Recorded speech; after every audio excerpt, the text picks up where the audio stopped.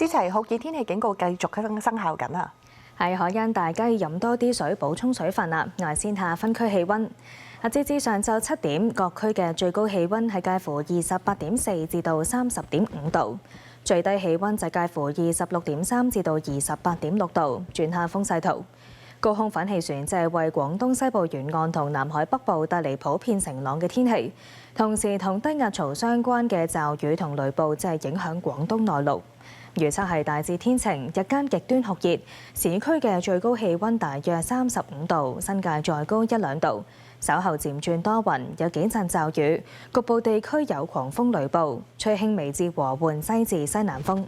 展望聽日初時驟雨較多，高温天氣緩解。星期日部分時間有陽光，有幾陣驟雨，隨後2-3日漸轉酷熱。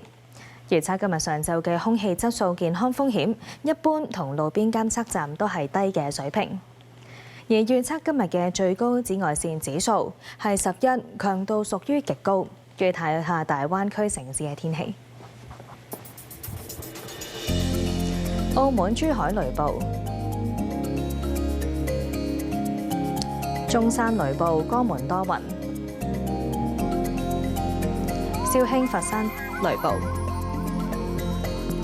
廣州多雲，東莞雷暴，惠州、深圳雷暴。